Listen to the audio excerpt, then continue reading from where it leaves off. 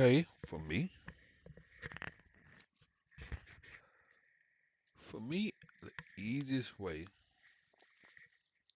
not the easiest way, but one of the easiest ways for me to do my key binding is to just run through the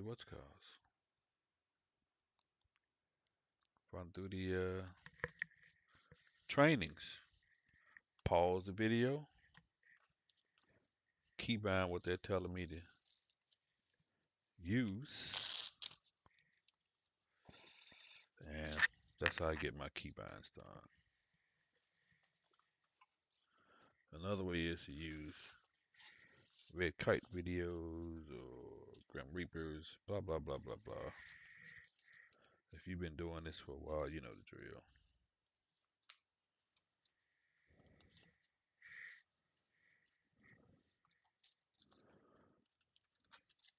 If you've been messing with DCS, you know you're gonna be key binding. Probably a lot.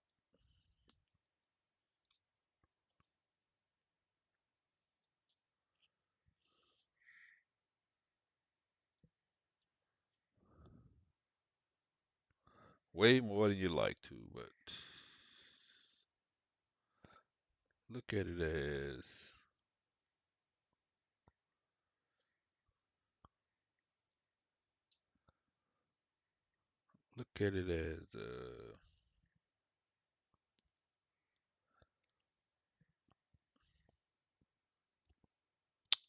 part of the process.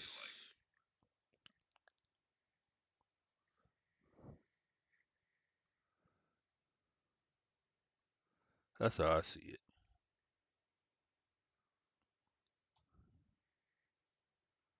It's just part of the process.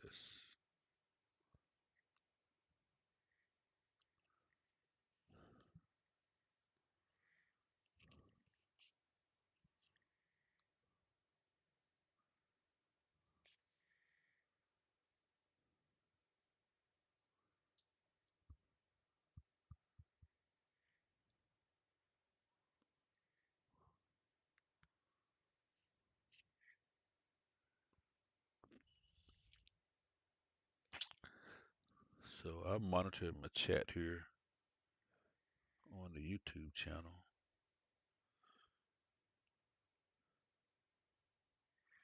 when I can, but not on Facebook.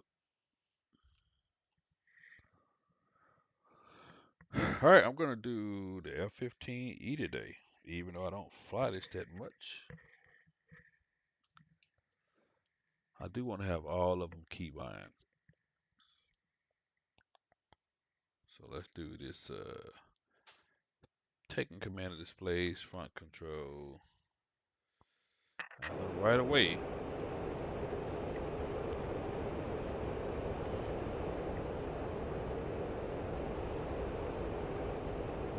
Welcome back. Please wait for everything to load properly. I have paused the simulation so you can fully focus on the task at hand. I'm probably going to have to go in here and do some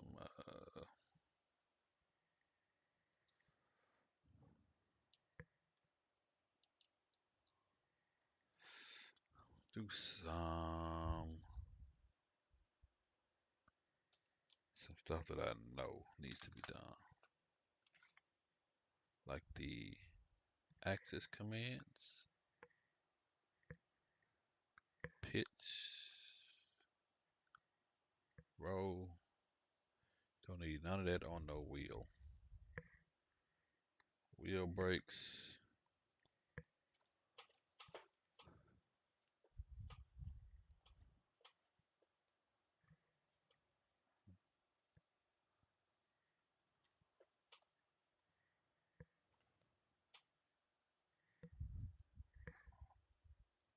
Zone view. I got used to using this zone view, so I'm just going to keep using it. It is not the ideal zone view though.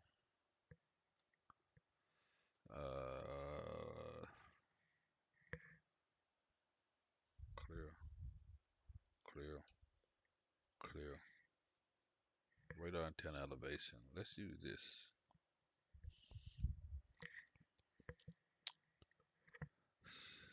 your profile, F-15E.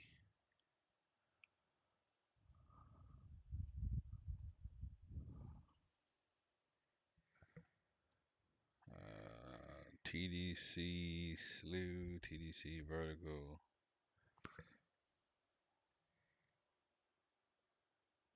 I think I'm gonna do that somewhere else.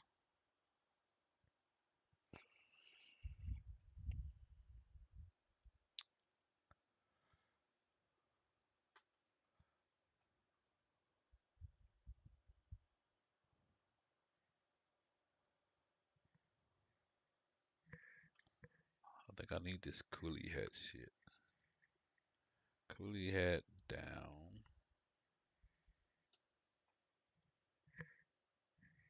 Coolie hat left. If you watch any of my videos, you know I downloaded this shit before.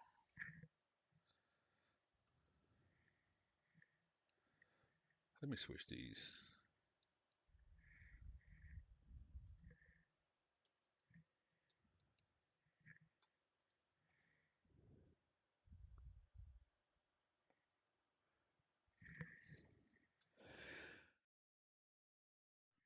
Let's see. Let's try to do the stuff I really need.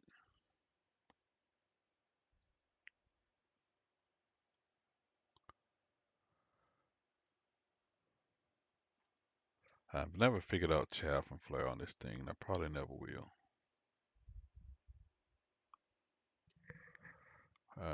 Aircraft trim.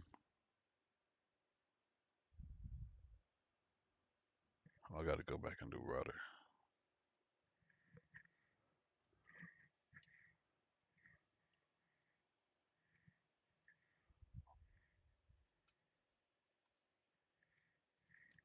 You fucking serious? That's what they're using for thrust?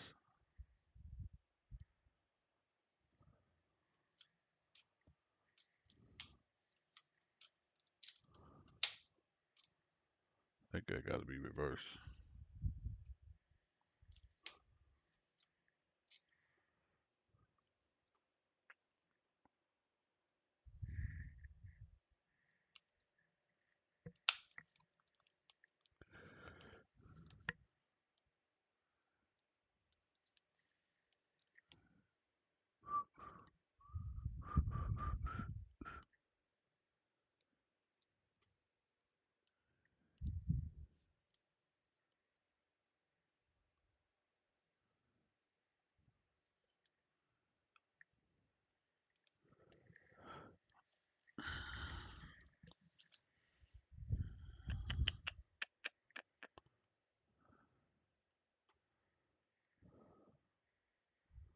Are you serious?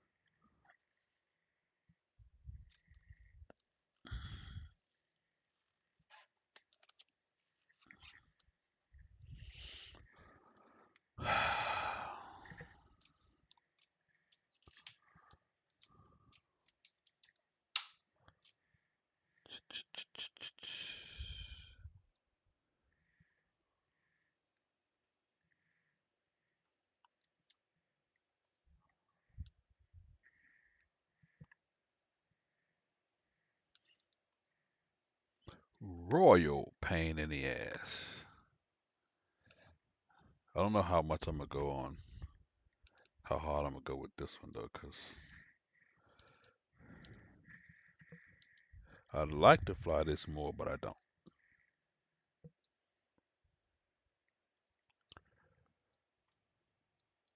And it is what it is. It is what it is. Okay, I need to Let's see, do I even have? Today we will learn how to take command of displays in the front cockpit. Give me a second to set everything up properly for you.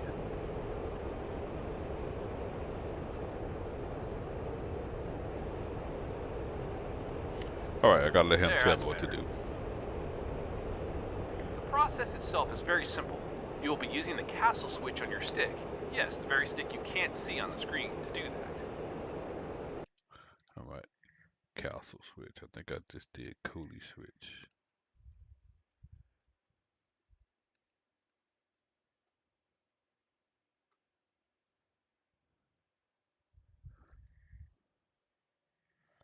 Alright, I did it wrong.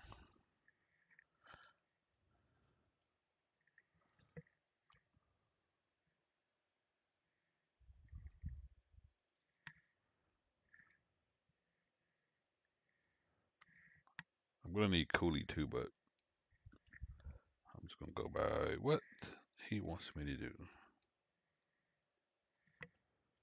And we got press. And we got right.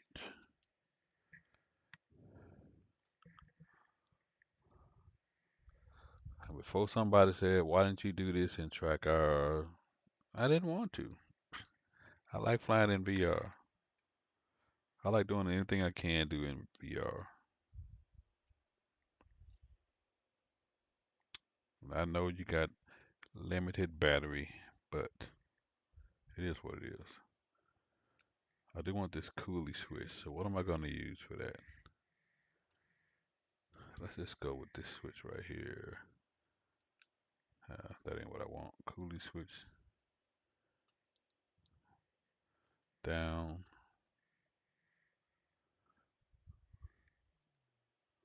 Maybe I want to put that on something else. Clear.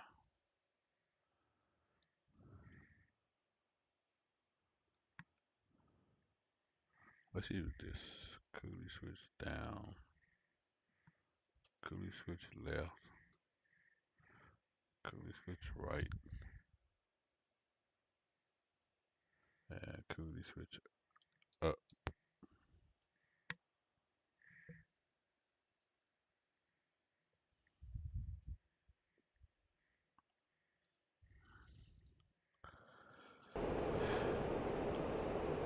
You can take command of the HUD, left MPD, right MPD, and the bottom NPCD.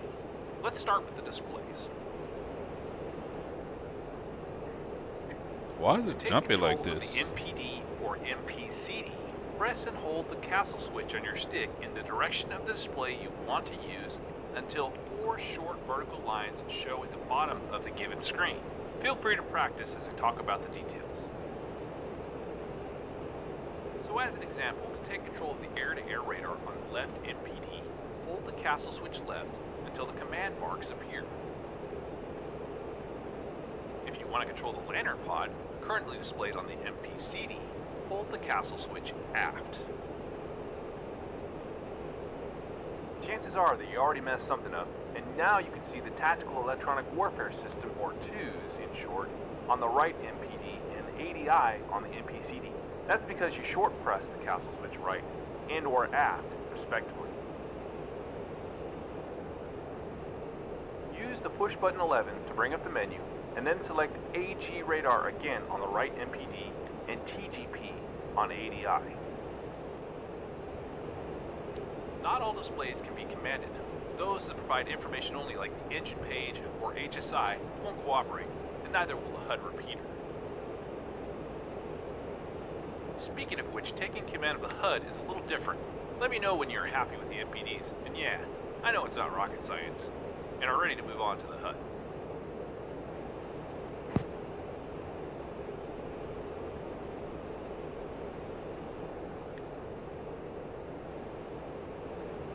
I already know how to do the HUD. I got it on the HUD, but I don't know how to switch it. Other ground radar. Let's see if that's defaulted, because I got a button for it. No.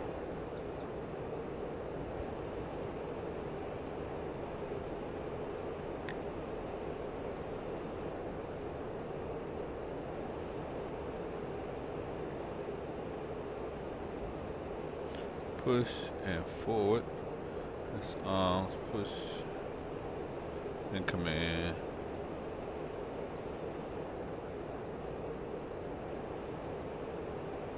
Radar in use.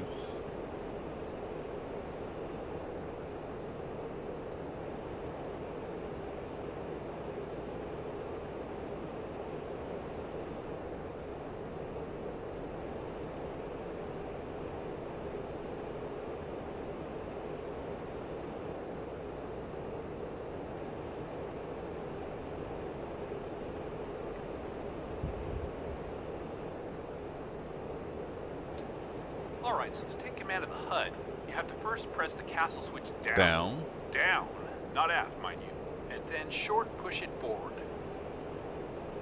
If you do this correctly, you'll see the in command queue just above the Mach number on the left side of the HUD. Come in. If you don't, you'll notice that you're changing the master mode between air to air and air to ground, because this is what happens when you just push the castle switch forward without properly pressing it down first. It all seems straightforward, but takes some time getting used to, so go ahead and practice. In the next lesson, we will go a bit deeper into the displays and learn how to program them and set them up for various master modes.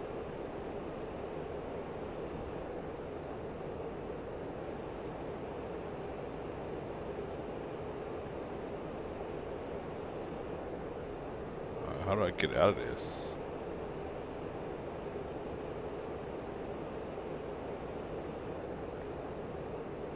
You're probably thinking, why is this guy wasting my time teaching me to push one button at a time with the sim pause? Well, I'll tell you, because if you don't adopt the crawl, walk, run attitude, you're going to have a difficult time learning how to properly fly this beast. So just trust me on this one, okay? Alright, good job.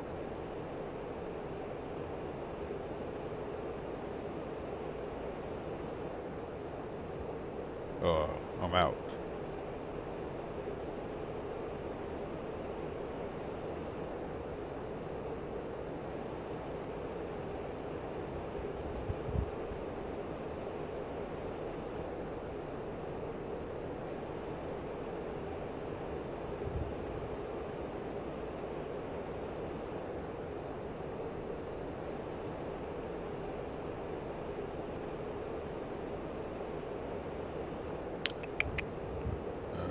What was this on?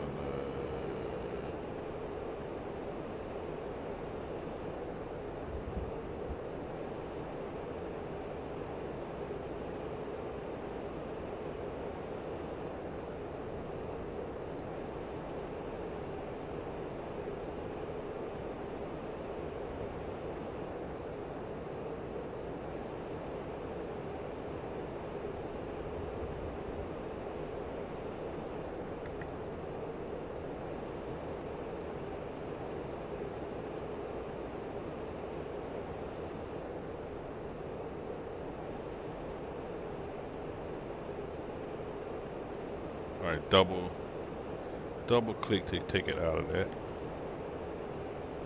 Oh shit.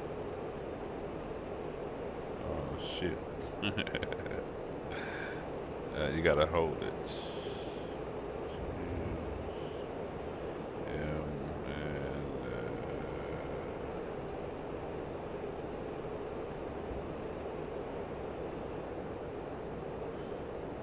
So if you short click, that changes it.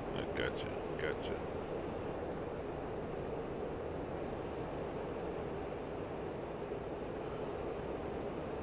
All right. So that's the castle switch. We good.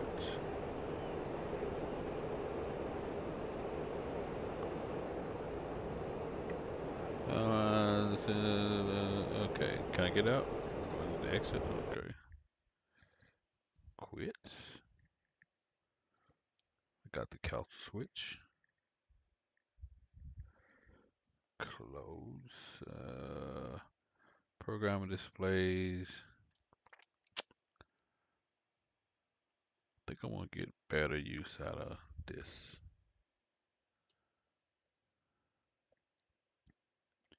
Navigation. I need to learn how to navigate and what buttons I need.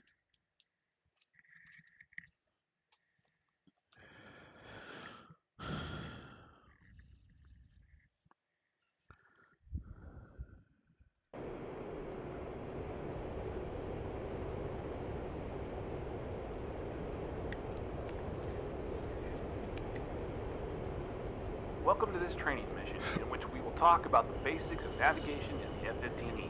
As always, please wait for everything to load properly. I pause the sim so that we can go through all the basic concepts. When we finish, I'll unpause and let you fly the jet. First order of business is to set up your displays. Bring up the ADI on your left MPD by pressing push button 11 to enter the menu. Now, do I even want to use that? I don't need to program that. And then push button 1. I don't need to program that. On the right MPD, set up your HSI by pressing push button 11. Followed by push button 3. I was already on that. The tactical situation display is already displayed on the MPCD. Alright, now switch to the Nav Master mode.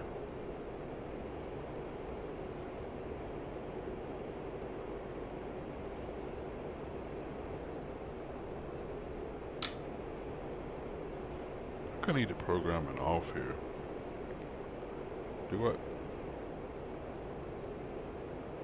Let's start with the tactical situation display. I don't think it's going to be a lot of TSD keybinds on I the need for MPCD. this. As the name implies, it's very useful for showing you your exact position on the moving map and displaying the current flight plan. Your aircraft is marked with a cross, and you will notice that there are different shapes for the steer points, which we will cover in more detail in a separate lesson. The ADI, or the Attitude Director Indicator on the left MPD, is your artificial horizon, which also duplicates some of the data shown on your HUD, like the heading scale and the command book at the top. The Horizontal Situation Indicator, or HSI, on the right MPD, is the main display used for navigation. It also allows the aircrew to switch between different steering modes, most of which are also coupled with the autopilot, a matter to be discussed in greater detail in other lessons. I don't think this is going to give me what I want. Just keep on. In this sortie, we will focus on the nav steering mode, which is selected by pressing push button 10. Just above it, you can see the nav data block, which displays your currently selected steer point, bearing and distance to it in nautical miles, as well as time to go marked with an E, or estimated time of arrival marked with A. The currently selected steer point, 1 alpha in this case, is visible on the screen provided that it is within the display range shown between PB16 and 17. Our nav data block tells us that steer point 1A is 57 nautical miles away, so we need to increase the range by pressing PB16. Do it now. Note that only the selected steer point is shown on the HSI, and there's no way to view a full sequence of points here, unlike on the TSD. However, it is possible to simultaneously have both the current steer point and TACAN station displayed on the screen. To turn on the TACAN, have a look at the UFC. Our TACAN is currently set to off, which is indicated by the legend next to menu button 2. Let's tune it to Katasi by typing 44 into the scratch pad. Press 4.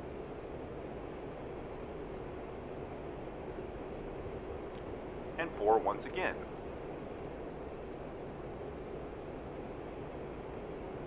Good, now press menu button 2. The TACAN symbol should have appeared on the HSI about your 1 o'clock. Okay, time to learn how to change the steer points. Unlike many other aircraft, there is no HOTUS button that can switch between them.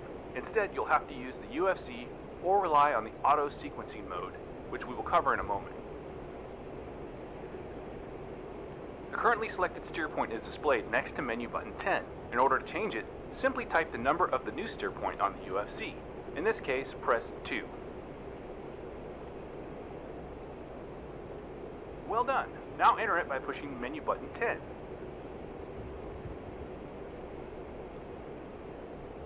Steer point number 2 is now visible on the HSI, or rather, would be visible, but the range scale is set too high and it sits on top of the TACAN symbol. Press push button 17 3 times to bring the scale down all the way to 10 nautical miles.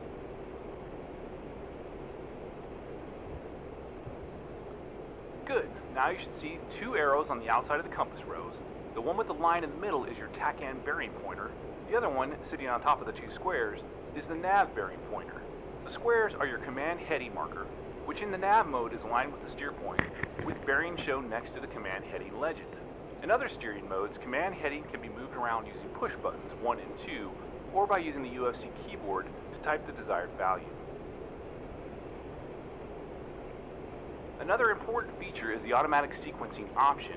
When boxed, it will cause the steer point to switch to the next one as soon as the aircraft passes over it or crosses the 3-9 line within 2 nautical miles of it.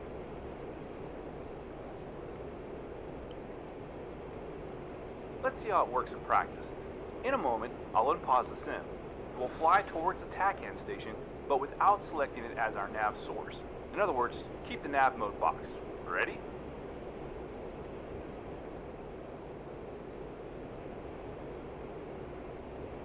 Okay, turn towards the TACAN. Disregard steering cues on the HUD, and keep the TACAN bearing pointer on the lubber line on the HSI. As sequence point 2 is less than 2 miles away from the station, it should automatically change once you cross its 3-9 line without having to pass directly overhead.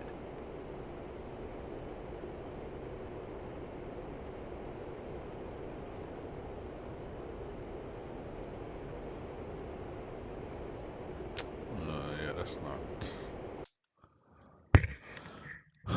that's not good rolling. What we got it on? Oh, yeah, no, I need more roll than that.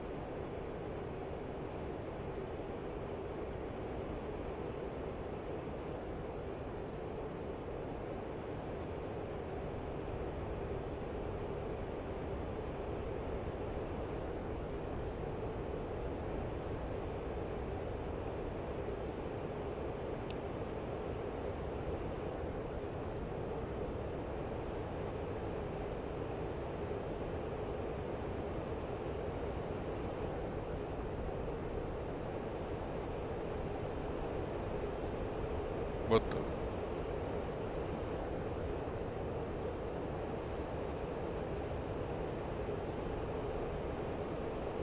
Okay, we have switched to sequence point 3. Now have a look at the TSD. You'll note that it's marked with a square and not with a circle, as was the case with the previous points. That's because waypoint 4 is a target point, indicated by a triangle, which makes the waypoint immediately before it an ingress point, denoted by a square. Last thing I want to cover in this introduction is selecting target points as your current steer point. Target points are denoted by a number, followed by a dot, and this is what you have to type on the UFC keyboard.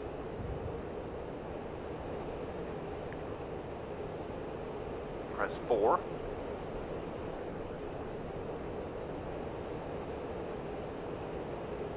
followed by a dot, and now push menu button 10.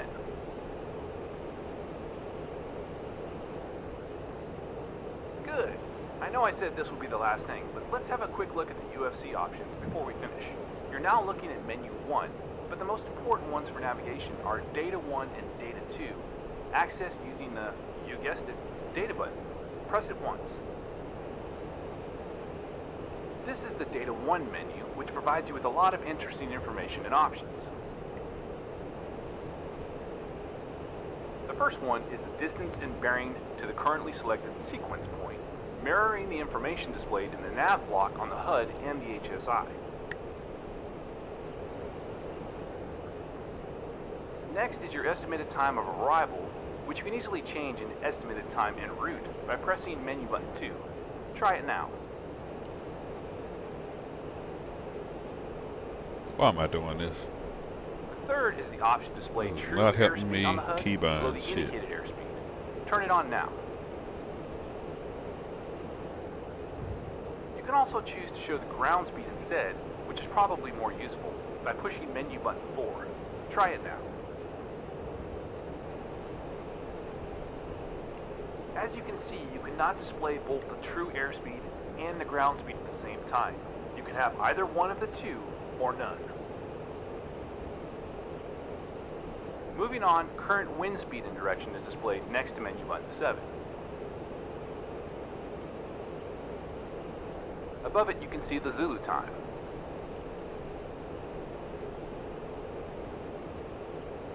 Moving up is your radar altitude. Pressing menu button 9 allows you to display it on the HUD. Do it now.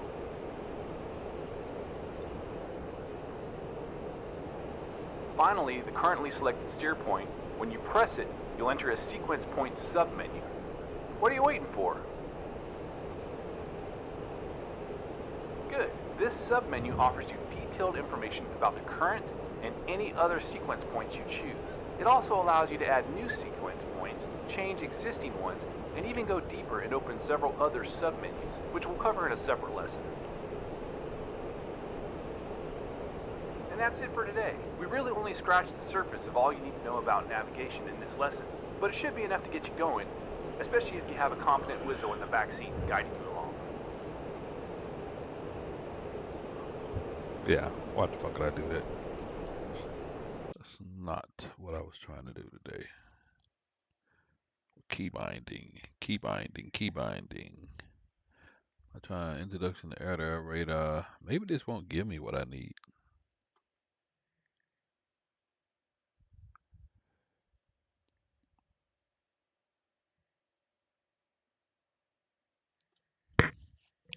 I had to go back to the Grim Reaper and start writing down some stuff.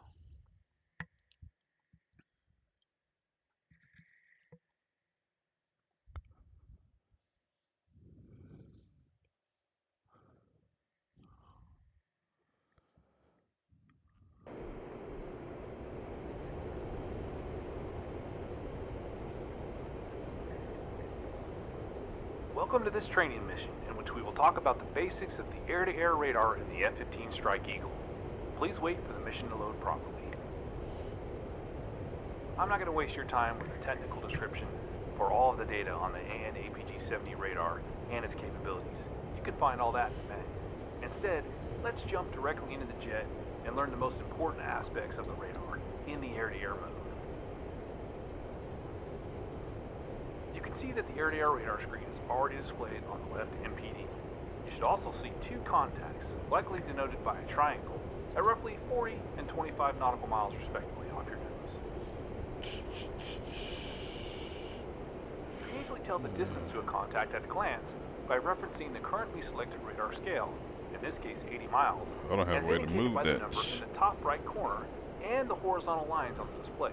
Each of them equals Let's see what's going to tell me first. a quarter of the selected scale. Therefore, for 80 miles, they'll show 20, 40, and 60 miles respectively, going from the bottom to the top. Yeah. To change the scale, you'll use the TDC controller on your throttle, which allows you to move the target acquisition symbol currently sitting in the middle of the screen. However, to be able to do that, you have to first take command of your radar. Do it. TDC, that's what I need. TDC controller. Just got to figure out which one do I want to use.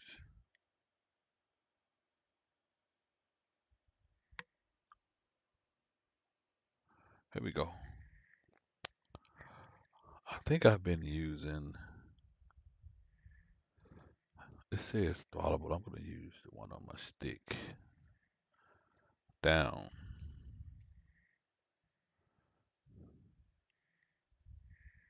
Left. Press. And right. And up. Oh, I gotta switch those.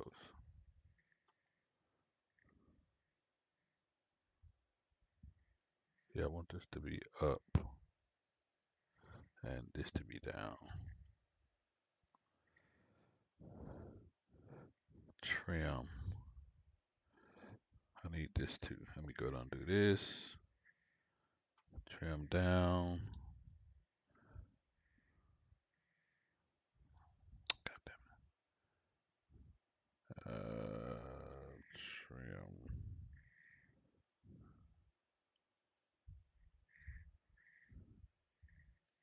Trigger.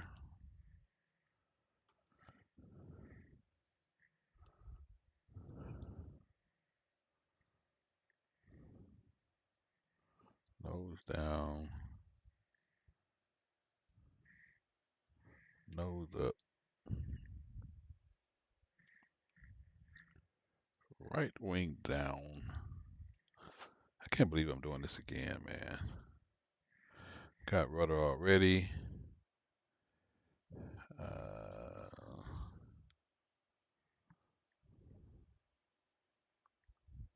Got TDC.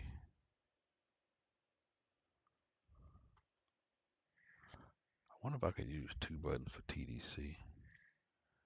Let's see if it's gonna let me. I don't think it's gonna let me.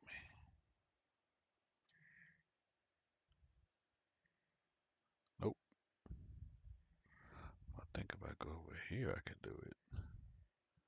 TDC horizontal sleeve.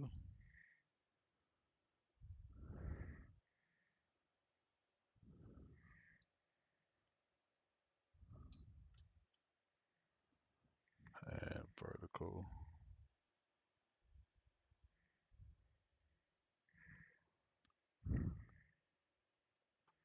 F15E. Do it now by pressing and holding the castle switch left. Good. You are now in command. To increase or decrease the range, simply move the acquisition symbol to the top or the bottom edge of the screen. Please try it now and let me know when you set the scale to 20 nautical miles.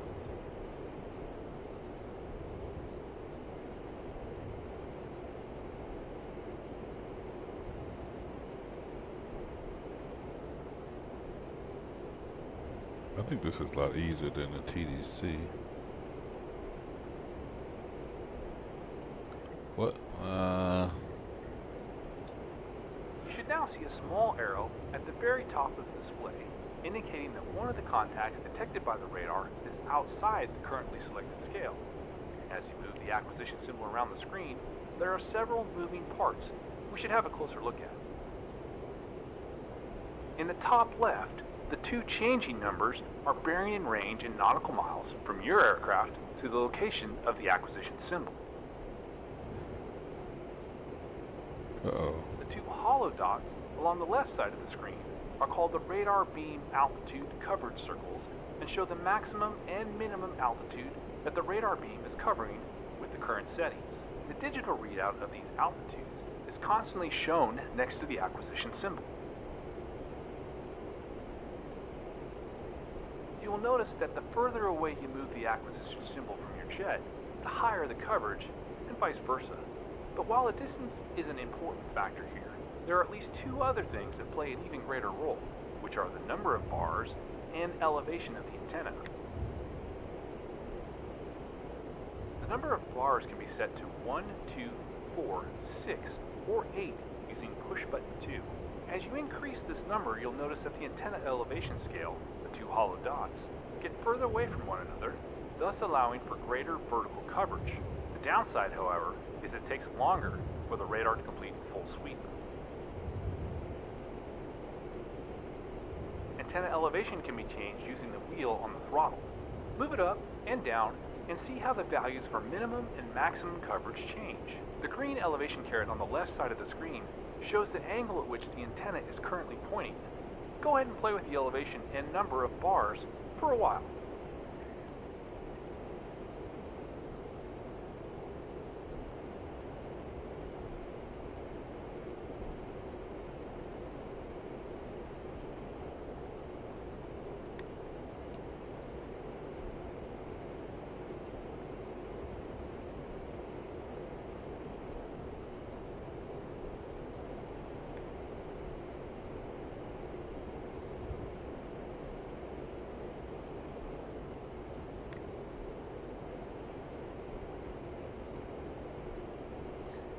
Alright, that's enough of that.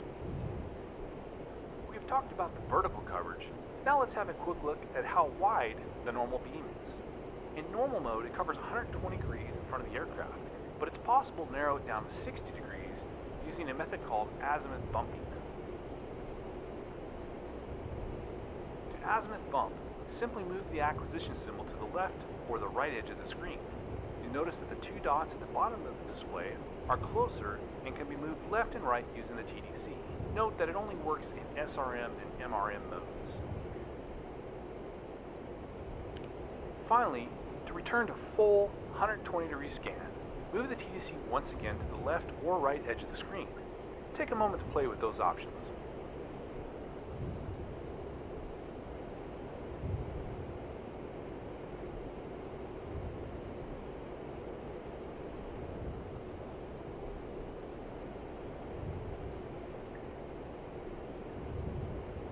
Alright, now set the full coverage, bars to 4, elevation to 0, and scale to 80.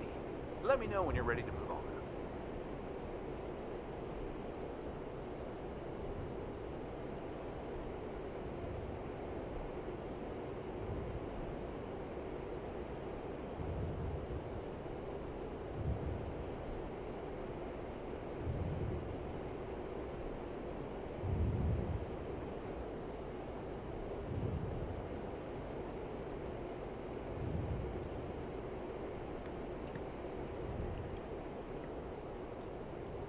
You should again see two contacts on the screen at roughly 25 and 40 miles. Go ahead and place the acquisition symbol above the one closer to your aircraft. Number 19 should appear next to the contact, indicating its altitude. If you do the same for the one further away, it should show 31 or so. You'll also notice that both contacts become brighter on certain sweeps of the radar and stay dark for others. They will light up only when painted by the beam as it sweeps through a bar corresponding to their altitude. If the bar is too low or too high, they'll remain dark. The number of frames dark contact remain on the screen can be changed using push button 3. Go ahead and see how it works.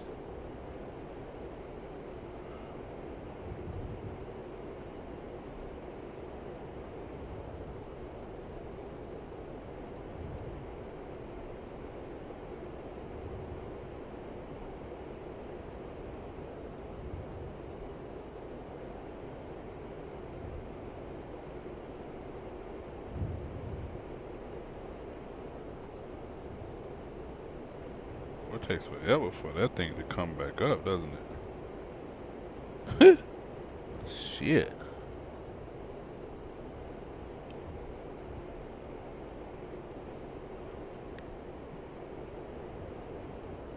The last important setting is the pulse repetition frequency, or PRF, which can be set to high, medium, or interleaved by pressing push button 6.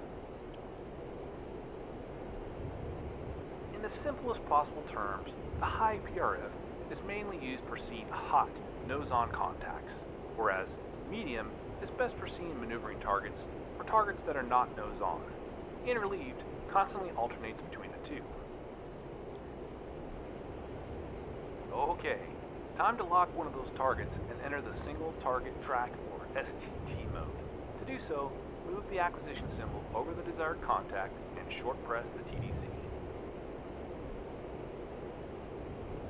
The radar will enter a mini raster mode, and if it scores enough hits on the target, it acquires a lock.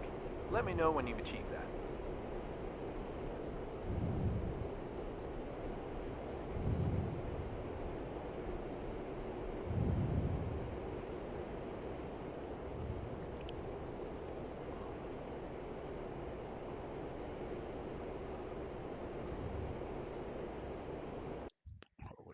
Unlock.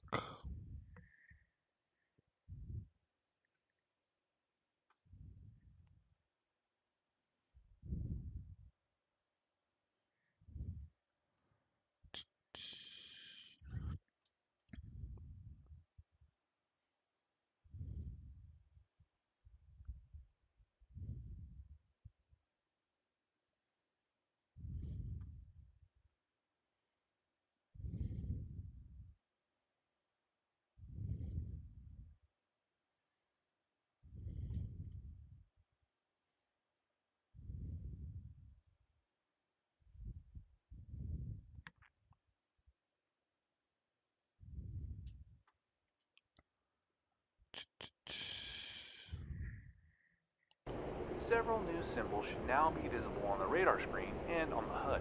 Starting with the HUD, you should see the target designation box at the location of the locked target. To the right, you have a range scale with lots of weird symbols you don't have to worry about at this stage, as we'll cover them on some other day. The changing number on the left side of the scale is the closure, or BC rate. The target's altitude and digital range are displayed to the right. Similar information can be found on the radar screen. The target is denoted as a star with a heading vector or a flake symbol if it's trying to jam the radar. Its altitude is displayed at the left edge of the display, and closure rate and range scale are shown along its right edge. Now, to drop the lock, simply depress the automatic acquisition switch. Do it now. There we go. That's the one I want. Automatic acquisition switch. I'm gonna make that.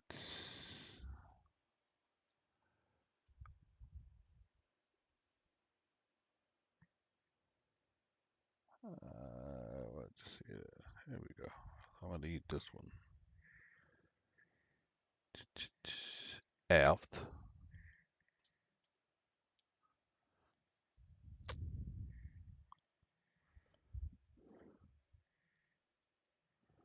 Forward.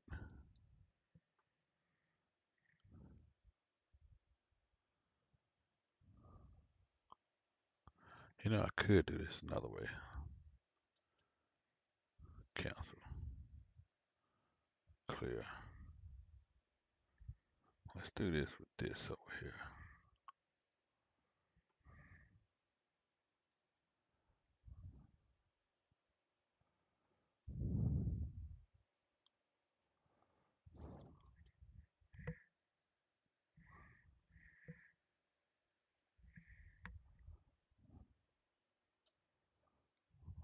Automatic acquisition.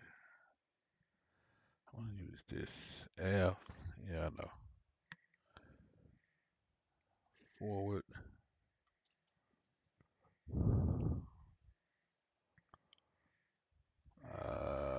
Press.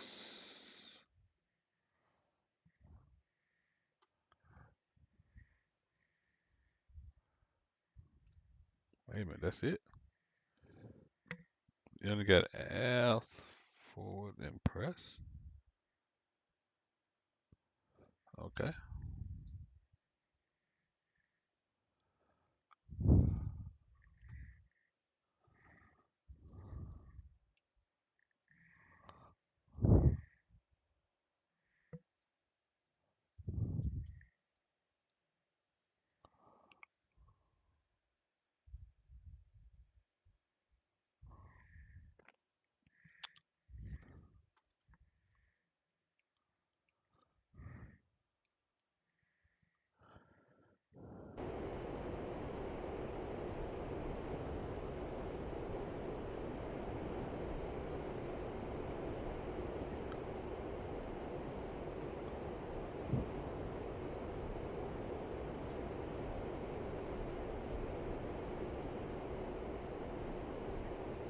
Very good.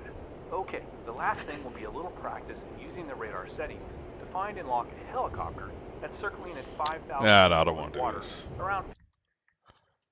I don't want to do that one. That one's too much.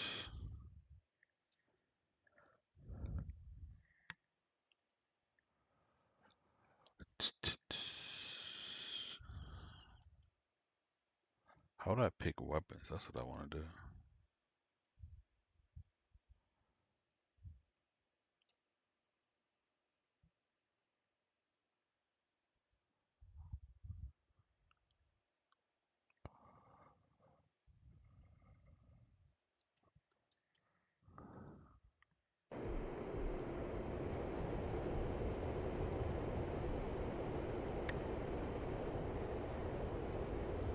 Welcome back.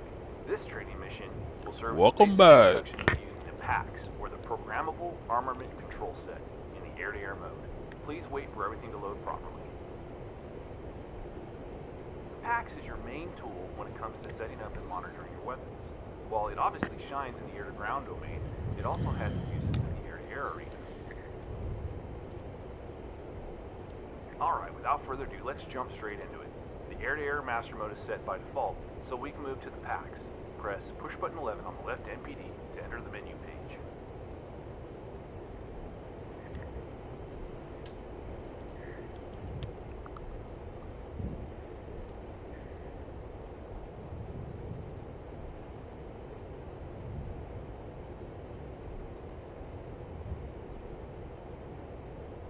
Oh, this is so irritating.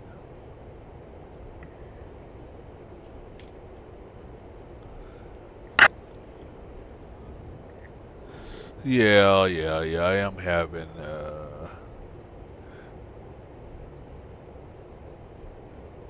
what happens is, unfortunately, my fucking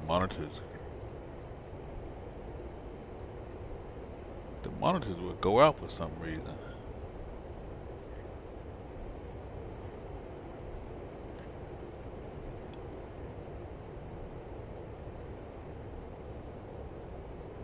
Yeah, the TV screen goes out, and then the stream goes out.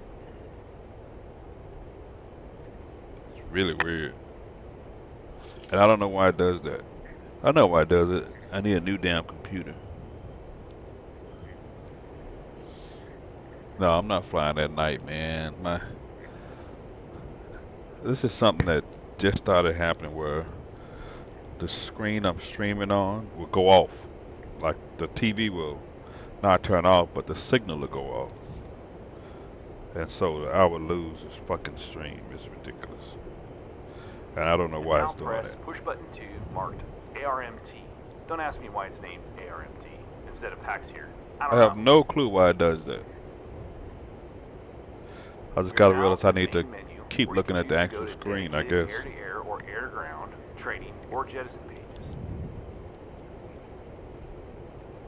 We'll skip the load page in this lesson and focus on the main AA PAX display. Press push button 2 to access it. Appreciate you letting me know though. In the center of the screen, you can It's see the outline ridiculous. of your jet with all the available stations and information on what is loaded on each of them and what I is don't the know why it status of does each that. missile. As you can see for this sortie, we have one type of each missile that the Strike Eagle can carry loaded on the jet.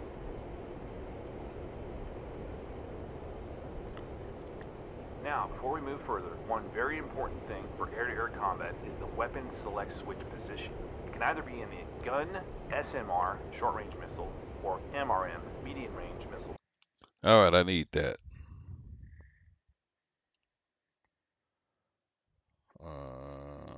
I'm gonna jettison. What did you say that was? Gun select.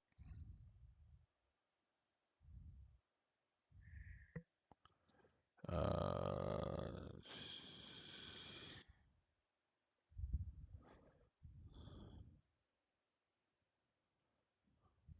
what's it called again? Shit. Position. And this setting So, dictates which weapon weapons are ready to select. be used and what Is that something I can select here? Weapon select.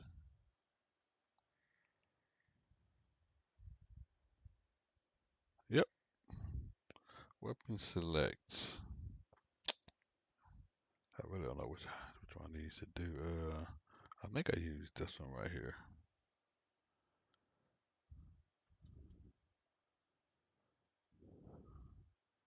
I think I go with these.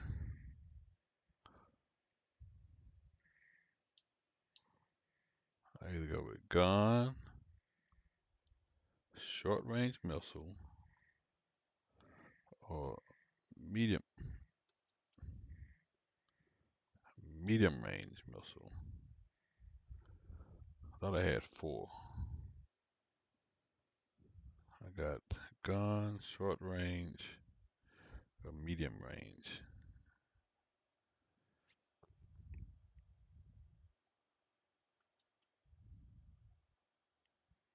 So I think I had a push button I could cycle between them. Gun, short range, medium. Let's do that.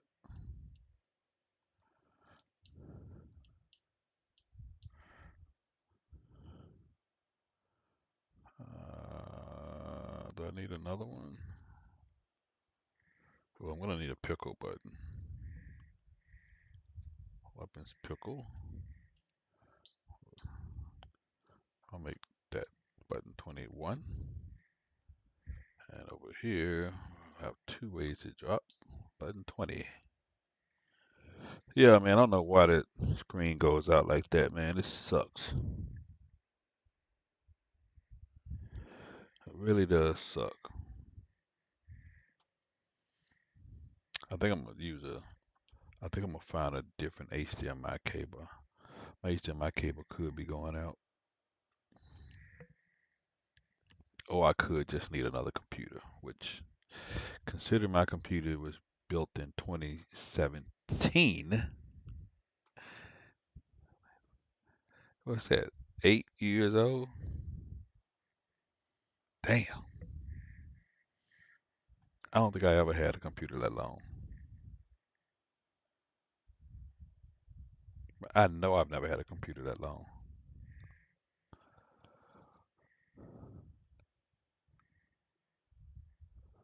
So yeah,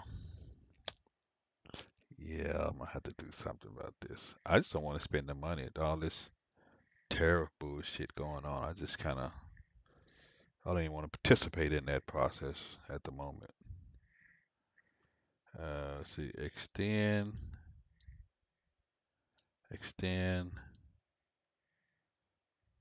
retract. Wait a minute. I want to do that. No. Step out. I think I want to do this instead. Clear. I want to step out. Wait a minute. I don't even know what the fuck that means right there. Let's just go with the toggle.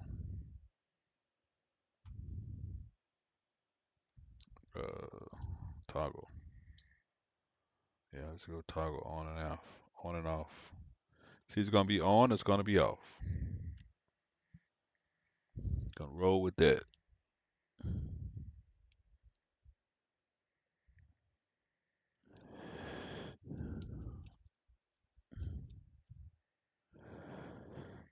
gonna have to roll with that.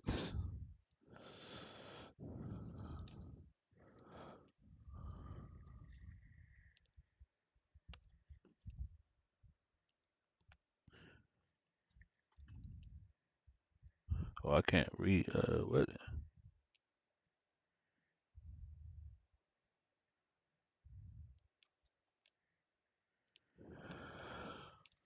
Oh, it's another switch.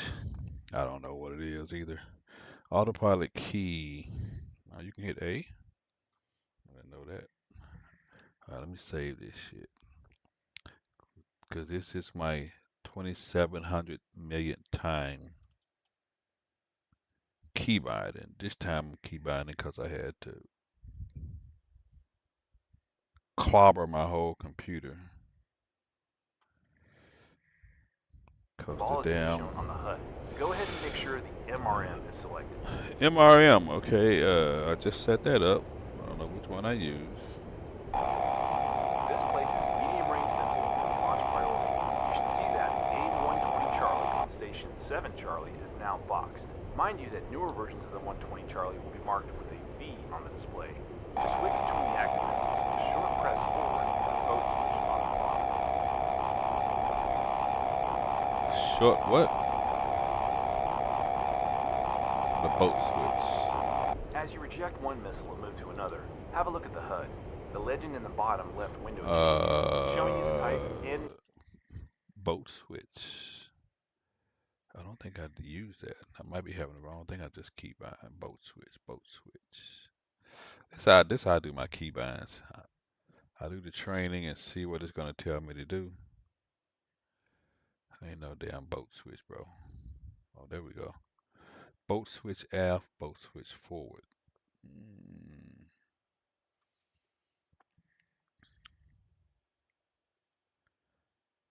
I'm gonna try. Let's try that. number of available weapons of each kind. Now switch to SRM by moving the weapon mode switch to the center position.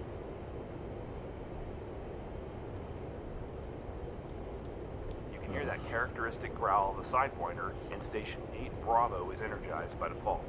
Again, you can change the currently selected missile while pressing the boat switch forward. You'll notice a different legend displayed on the HUD for each one.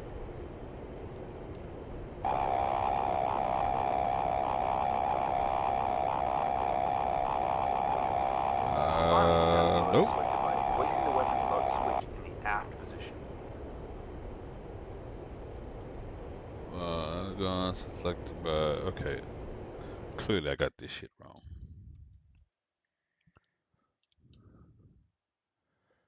Alright. I kind of want to go with what they're saying here. Clear. So weapons would be aft, which would be back.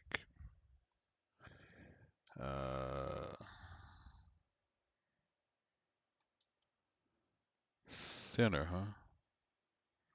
Let's try this. Clear. I'll try something else with the boat switch. Medium range. Set this forward. Alright, so aft is gone. Center is short range. Clear.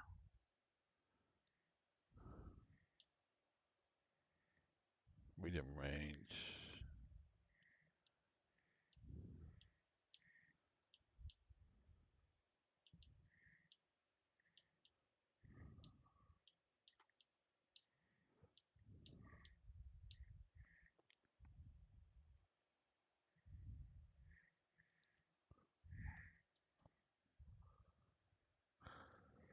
I'm not gonna remember this shit.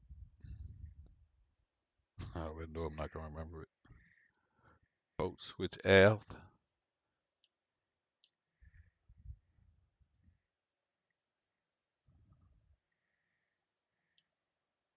Alright.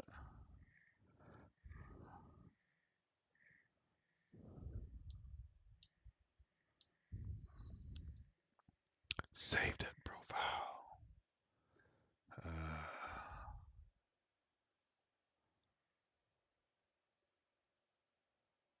Bro, where's the F-15 Ego? Ain't no fucking way. DCS input users.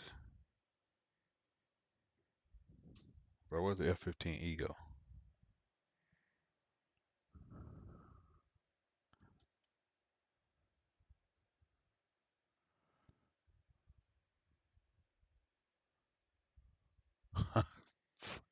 What the fuck? I know. Nope. That's yesterday. This was the 10th.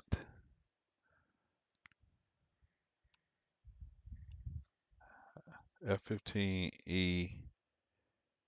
Win-win F-15E. I see was gonna find it. It went away. Ain't that a bitch? What? What the fuck? Are you fucking kidding me?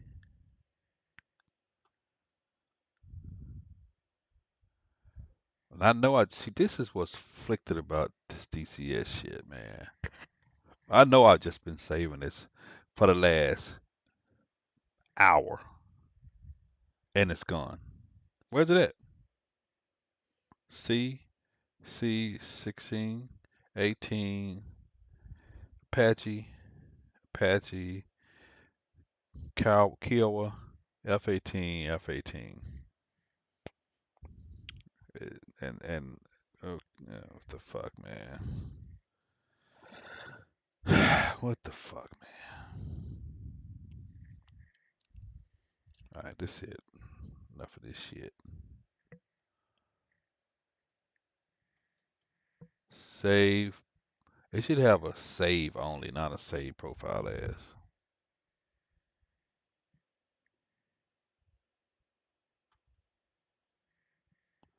File already exists. Okay, where's it at? Oh, ain't this a bitch?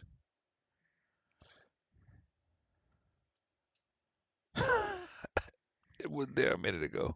It was not there a minute ago. There's no way. This is why I keep having to do this shit over and over again. Because it's something flicked it. All right, 1603 at 1821. When I stop, I'm going to back up all my shit. I don't even know what I was doing now. What was I doing? Alpha, okay. All right, that's working. This causes the radar to switch into the guns mode and brings up the gun funnel on the HUD. Let me unpause the mission so you can take a few turns to better see it. Well, I get no gun from him.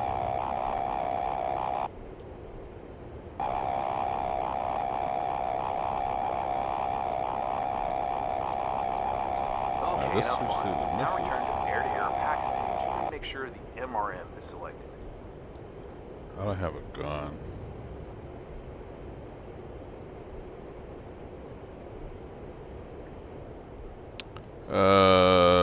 Switch to MRM packs pages, both switch.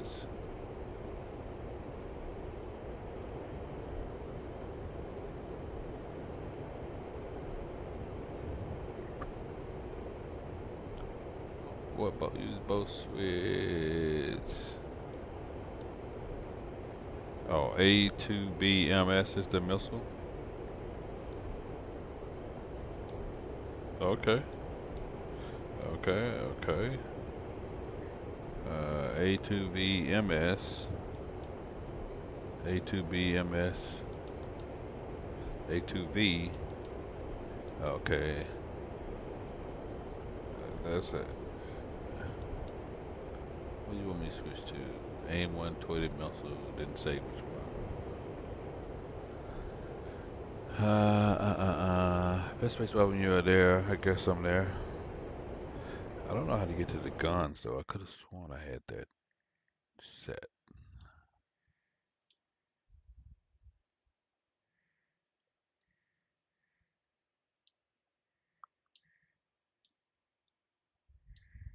Back is gone. Okay. Back to work into our packs display. Let's have a quick run through all the push buttons and their functions. Push button 1 allows to switch between high and low gun firing rate. In the high setting, it'll shoot 6,000 rounds per minute. Yeah, In the low, yeah. it's a lousy 4,000 rounds, only 66 per second. The low will normally be used against a ground target, so stick to the high. I appreciate that, Rick. Combat. Push button 2 and 3 let you select target size and radar cross section, but I wouldn't worry about it too much in this sim. So you're not the only one to lose shit. Push button 4 is the flight member identification and is used for deconfliction with your wingman. All members of the flight select their respective position. On a solo flight, you'd choose 1-1. If you're number 2 in a 2 ship, you'd select 2-2. And if you're number 2 in a 4 ship, you choose 2-4, and so on. Okay.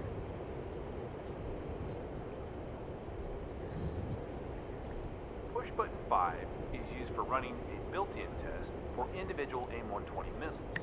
They all automatically undergo this procedure once power is applied to the jet, but the bid can also be manually initiated for each AMRAAM separately.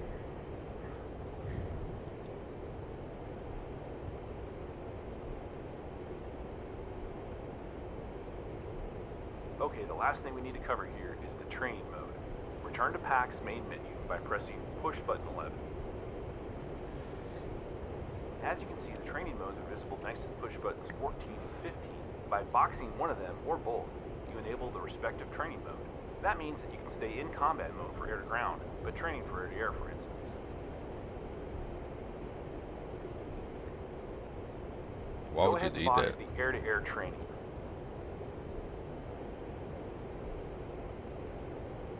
Now return to the air-to-air PACs page. You see on the right side of the display that you're currently in the air-to-air training and air-to-ground combat modes. The AA training legend is boxed.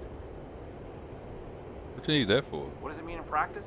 That you get all the symbology and indications normally, but you're not able to physically expend any weapons. To exit the training mode, simply unbox the legend in the main PACs menu.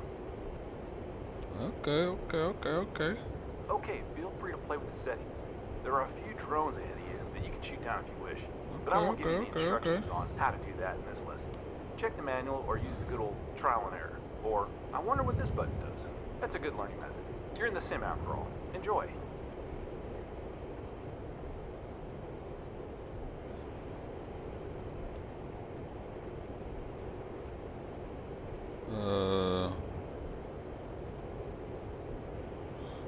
Oh yeah, don't forget to disable the training. I need a master arm button. Yeah, appreciate you stopping through, Rick. Help me out. I know I gotta remind myself to keep looking at this damn screen though, because for some reason it just keeps going off. Master arm. I can go. What we got? Arm and safe.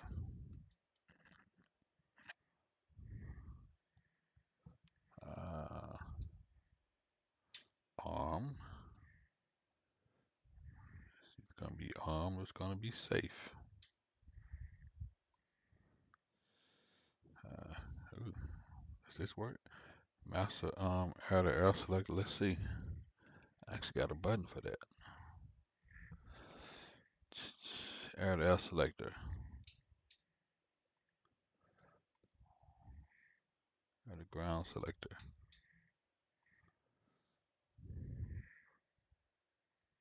What is shit? F-15E.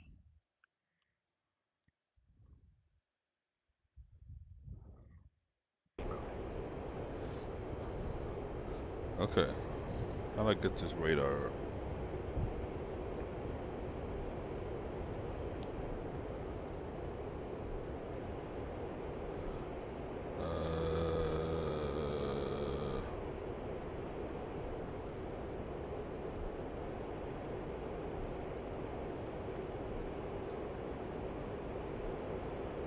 Whoa.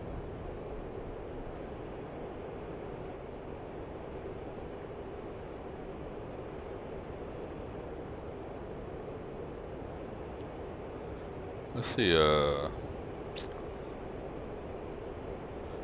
don't know how to interrogate IFF anymore.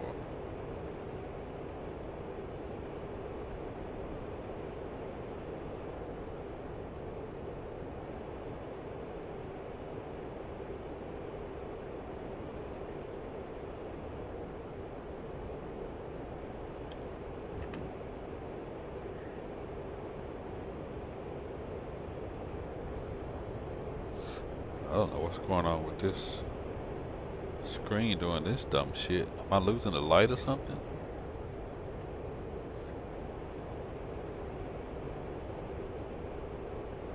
And we need to do our views. F1.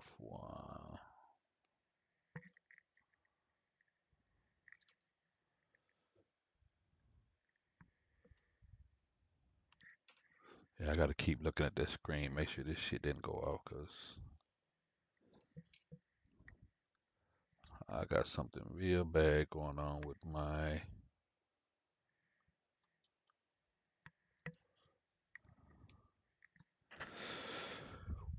stream just going black.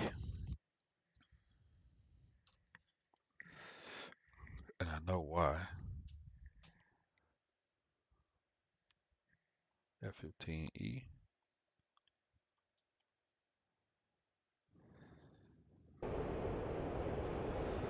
We got plenty of planes out here. Oh, I need seats. Pilot seat controls. I need pilot seat controls. I'm gonna have to search for this one.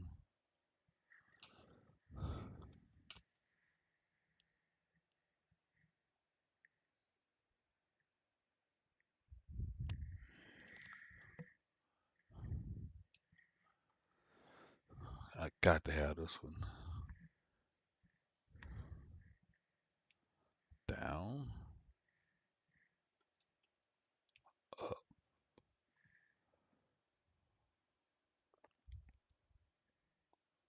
And I want to do show pilot body. I really don't have a use for that, but it's cool looking sometimes. P-I.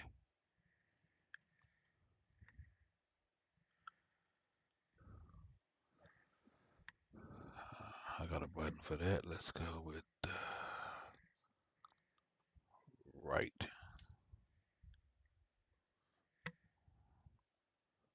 So I need K.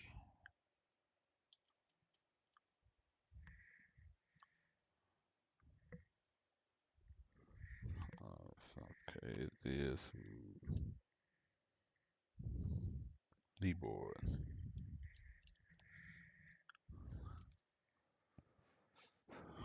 Keyboard on off. I think we even got a what is called a shield helmet.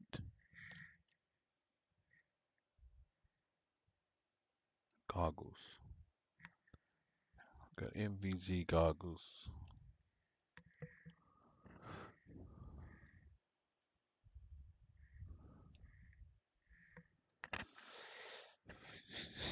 And I think we got a visor on here.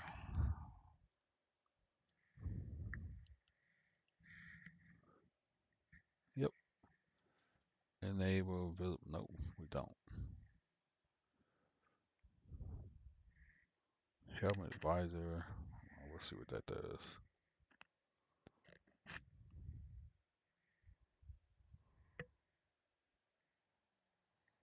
F-15E.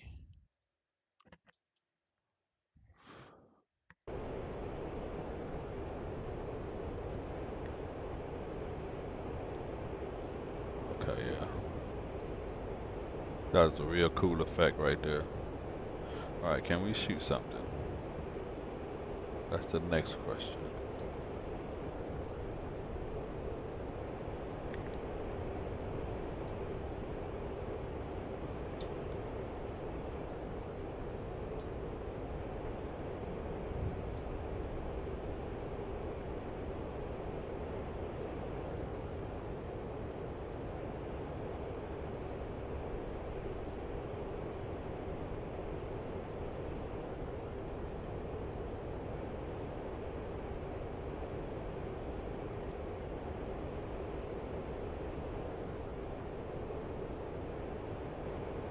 Oh, come on. The fudge.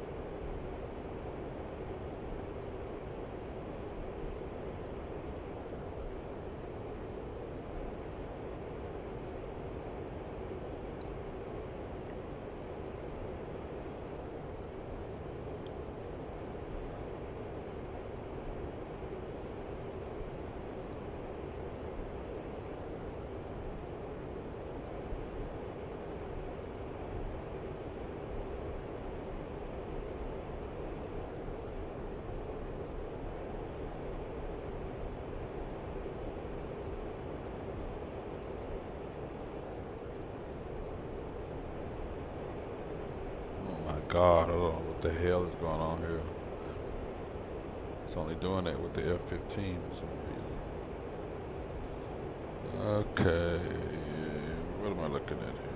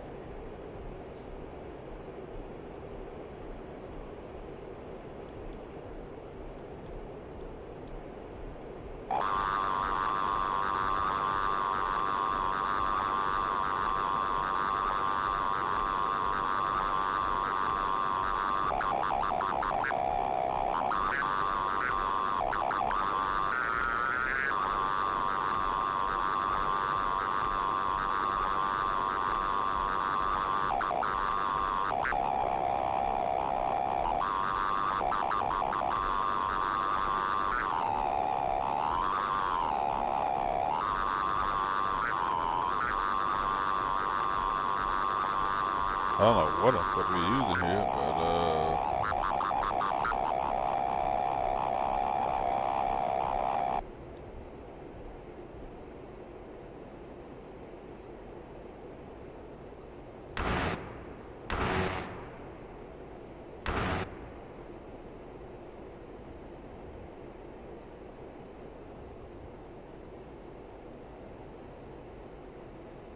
is that an air to ground radar? I mean gun?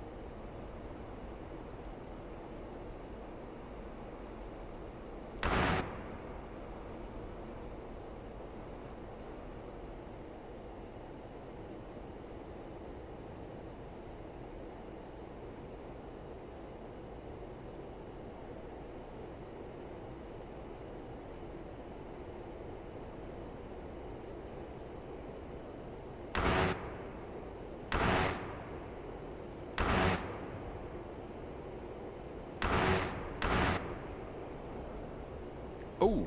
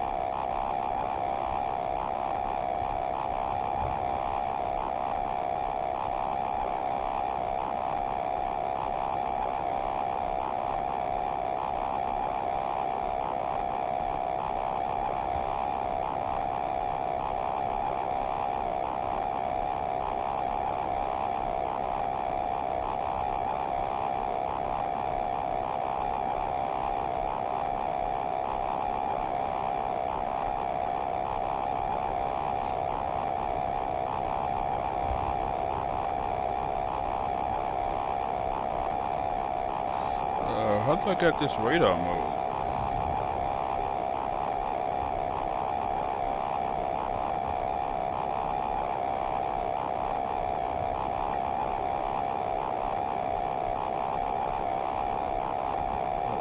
No idea. Let's see.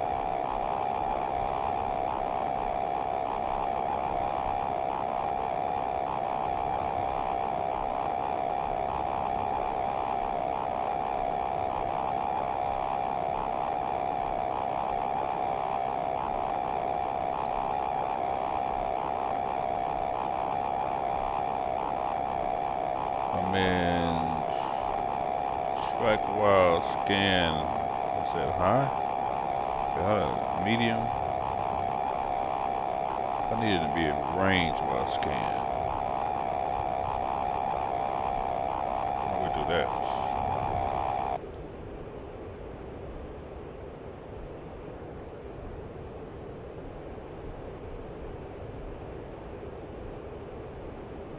Okay, what's wrong here?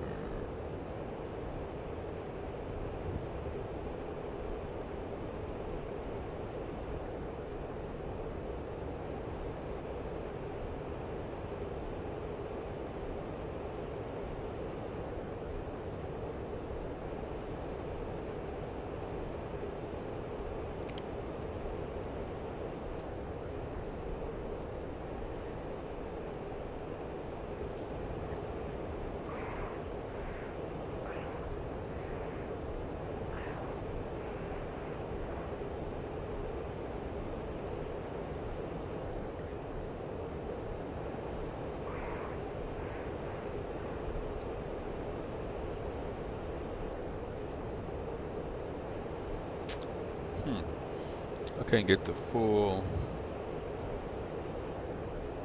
100 some bars. It was just like 80 bars, 60 bars.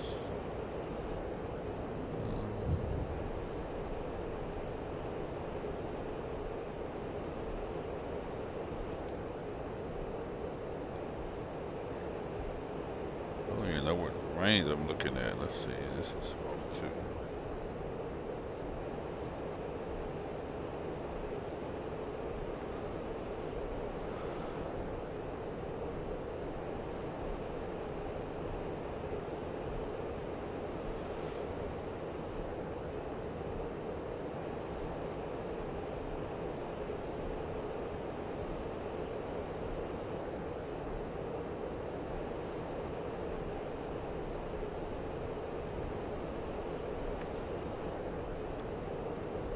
I don't know how to change this shit.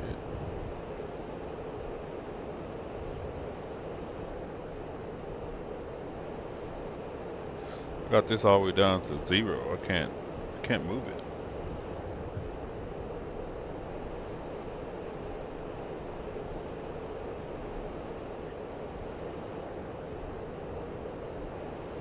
So I got nothing right here.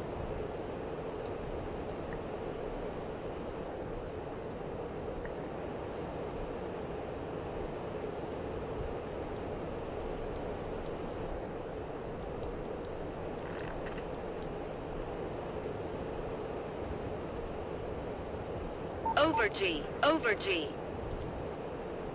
Oh yeah, don't forget about that.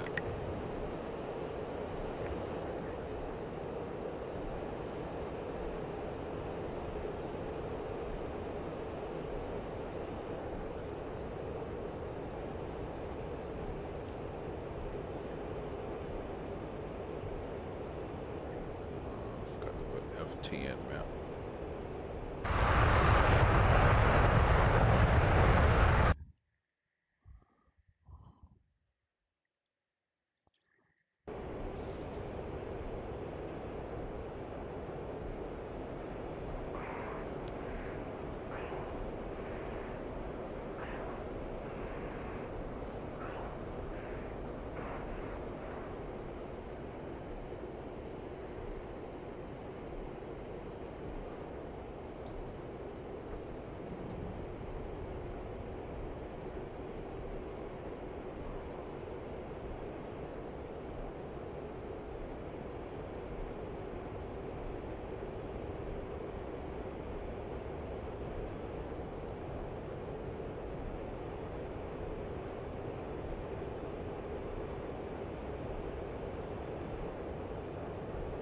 Ah, Pitbull. Pitbull his ass.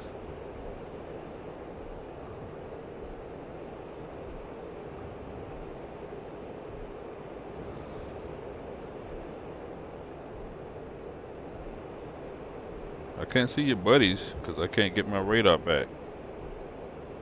Can't get the radar elevation back.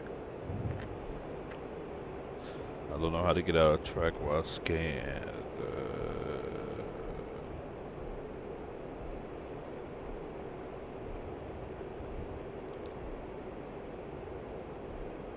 Let's see, now we got it all the way up at 99.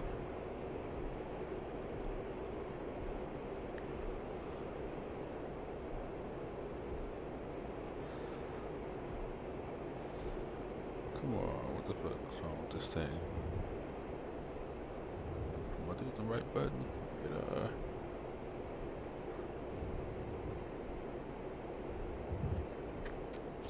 I need another elevation. I need another elevation key. That's not working. It's not working at all.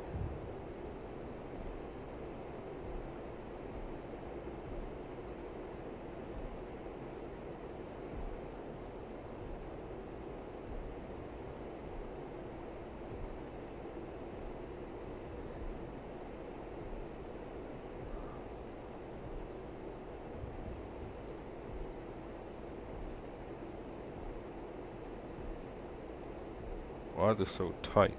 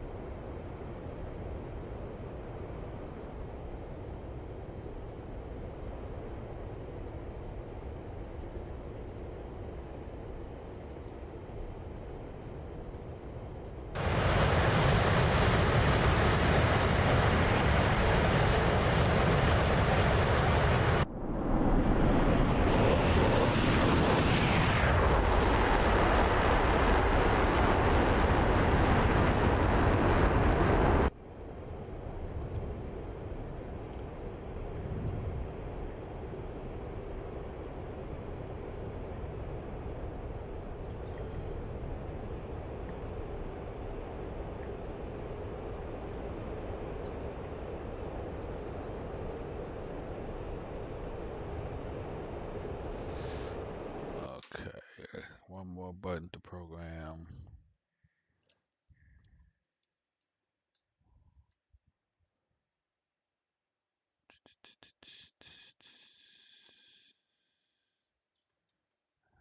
Uh,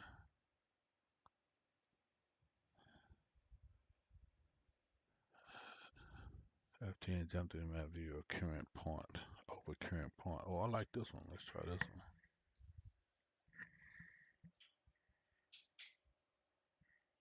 What's up?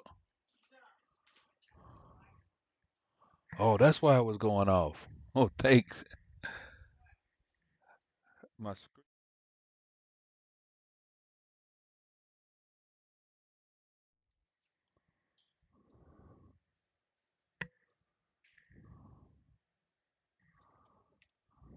Let's see what this button does.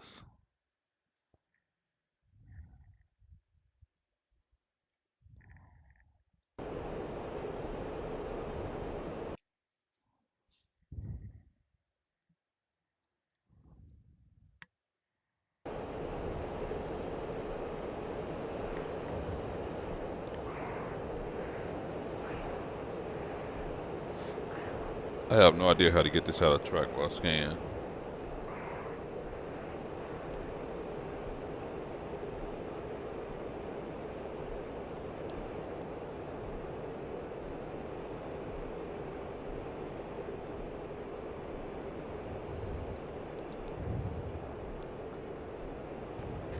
Whoa. Why'd I just lose?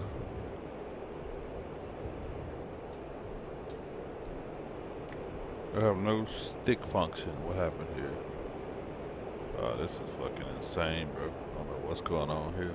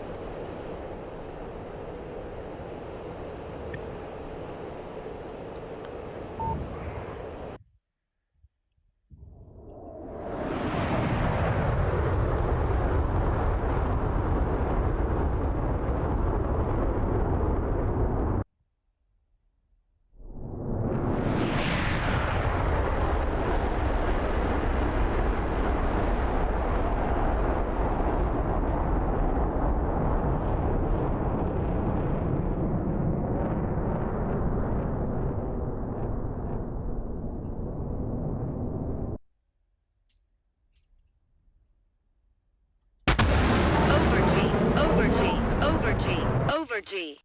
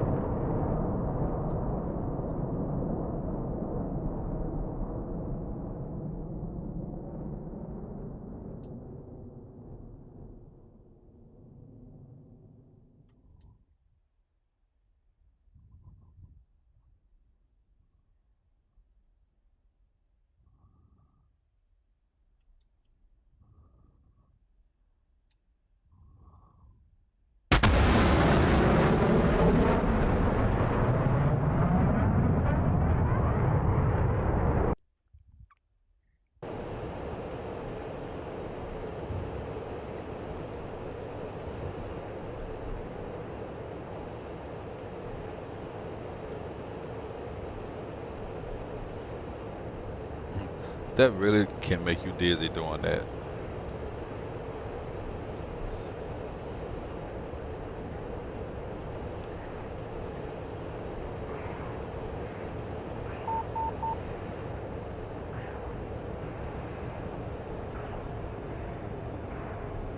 Butterflies. Y'all raked.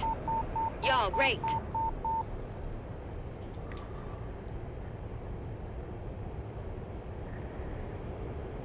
What this other plane at? Man, I'm not supposed to be doing this. I'm supposed to be key binding. I get all carried away and shit. Put me back straight. That's enough for that one. Oh, what was I gonna do?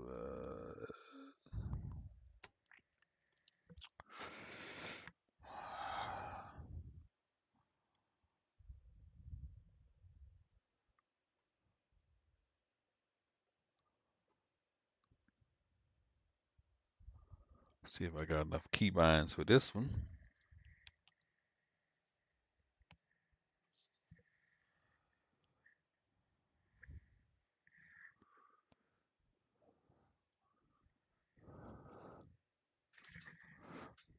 Oh, you know what?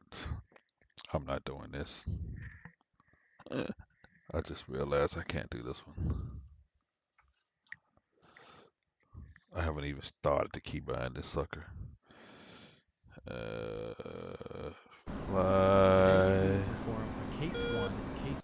No, we will not. Today we will be quitting. All right, appreciate you stopping through, Rick, and whoever else stopped through and answer your comments. I appreciate it. And I'm gonna have to finish these offline.